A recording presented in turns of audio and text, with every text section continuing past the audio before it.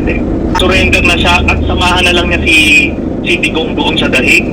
Kasi sila naman talagang dalawa yung magkasabwat, kaya nangamatay yung libo-libong mga Pilipino. Ganun na lang po yan. At least may kapantuhan si Duterte.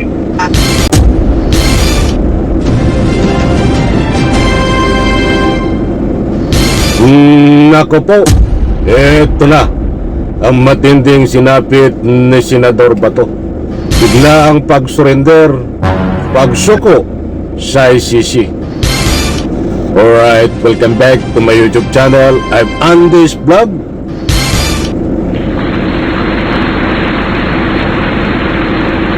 Mga kaibigan, latest update dito ho kay Senador Bato na medyo matagal na rin utong na nagtago diyan sa loob ng imbornal.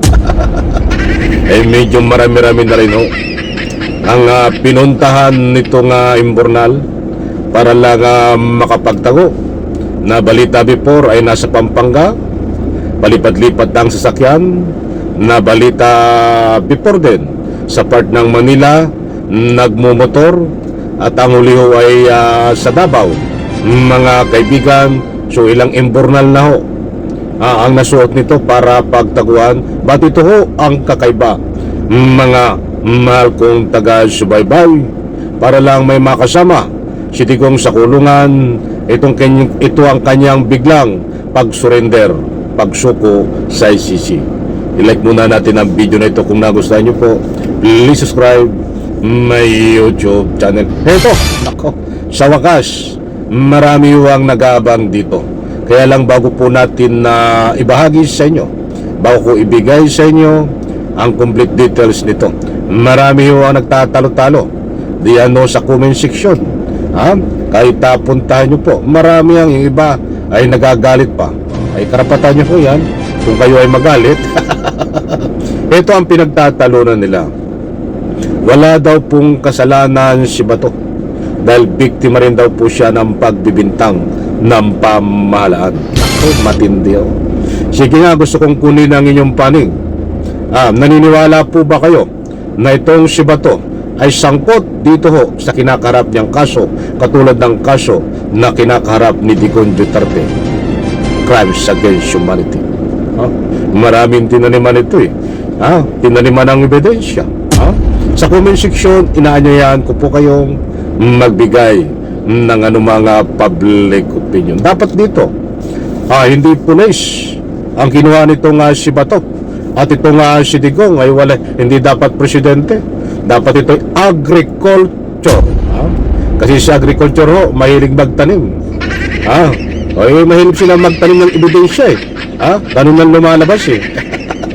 But anyway, mga kaibigan, kapit, huwag po kayong alis. Ito na ang katibayan, resibo tungkol dito sa pag-surrender ni Bato sa ICC. At ito na po ang naging matinding dahilan, mga kaibigan. Itong si Senator Bato de la Rosa is still MIA sa Senado. Hindi pa din nakukumpirma kung meron na nga ba o walang arrest warrant from the ICC. Pero nakikita natin siya on social media. Ano pong komento niyo dito? Ano po, pagka natapos itong regular session na ito sa June, sa July po, at hindi pa rin siya mag-a-appear, magpa-file po ako ng ethics case para ma-expel siya dahil hindi siya pumapasok. Ayun mga kaibigan, buhat po dito sa Billionaires. Importanteng mahalaga na malaman nyo po ito. Dahil kayo nagpapasweldo kay Bato sa pamagitan ng tax. Ay nasaan po si Bato ngayon? Nandiyan po sa loob ng imbornal. Ilang buwan na nagtatago. Pinapasweldo nyo ho para magtago. Pinapasweldo nyo ho para magtago sa loob ng imbornal.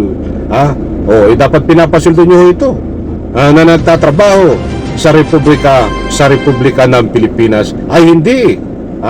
Ito pa, mga kaibigan, medyo masarap talaga yun eh. Baka lang kulangin tayo sa oras ito. Yan ang mandato niya. At pag hindi niya ginawa yan, ay ano siya, meron siyang dereliction of duty, kaya pwede siya ma-expel. Ganun lang po yan. Senator, pahabol ko lang I know I already told you that was my last question, but have you heard any confirmation kung meron nga bang arrest warrant na inilabas ang ICC for... Oh, ito mga kaibigan, awag po kayong aalis. Ito na ang katunayan, resibo tungkol dito sa biglaang pag-surrender ni Bato de la Rosa. At ano ang matindang dahilan kung bakit siya biglang susurrender, susuko sa ICC. Ito po. Senator Bato de la Rosa. Let's just say that I wouldn't be in a position to confirm or deny that. Hayaan na natin si Bato mag-decide kung meron ba o wala. Di ba? Kung walang warrant, sabi ng mga government agencies, wala. Therefore, you don't have any reason to be absent. Because nagpapakita pa siya sa social media, ibig sabihin, pwede naman palang lumabas, ba't di ka pumapasok? So yun po ang naabangan natin. Hayaan na natin siyang mag-isip ng malalim kung meron nga bang warrant o wala. Do you have any message for Senator Bato de la Rosa, Senator Sonny? Ito. Ang message ko sa kanya, para lang mapayapa yung kanyang pag-iisip, mag-surrender na siya at samahan na lang niya si Digong doon sa dahig. Kasi sila naman talagang dalawa yung magkasabwat, kaya nangamatay yung libo-libong mga Pilipino. Ganun na lang po yan. At least may kawentuhan si Duterte. Nako po, ayan mga mahal kong taga-subaybay. Disclaimer lang, hindi po tayo nagpapakalat ng anumang fake news. Maliwanag po dito sa binahagi ko sa inyo. Kung nasabi natin na itong si Bato de la Rosa ay mag-surrender ng kusa sa ICC.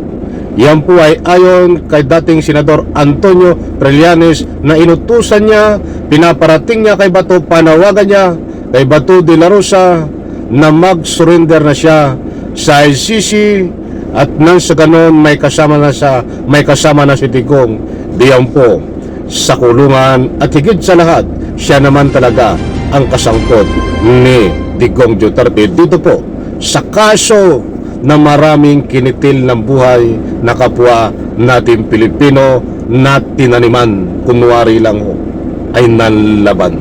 Ako, alam ko mga kaibigan, nakuha nyo ang gusto kong ipunto. Ulitin po natin doon.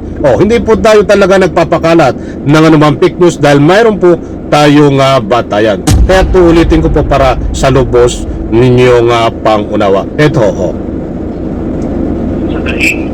Kasi sila naman De la Rosa, Senator Sonny. ang message ko sa kanya, para lang mapayapa yung kanyang pag-iisip, mag-surrender na siya at samahan na lang niya si Digong doon sa dahig. Kasi sila naman talagang dalawa yung magkasabwat, kaya nangamatay yung libo-libong mga Pilipino. Ganoon na lang po yan. At least may kawentuhan si Duterte. maliwanag po. Nako, matindi ho ito. Ito, hanggang ngayon po ay hindi pa nahuhuli. Ito pong, hanggang ngayon po ay hindi pa nagtatago. Hanggang ngayon po, hanggang ngayon ho, si Bato de la Rosa ay nagtatago dahil mayroon daw siya di umano na arrest warrant kahit wala pang confirmation ang ICC. Mga kaibigan, ayon po sa ibinahay ko po sa inyo, ay mayroon po tayong resibo sa mga ating ginawang public opinion, mga kaibigan. Sa like ko sa video nito, bye-bye. Palaman.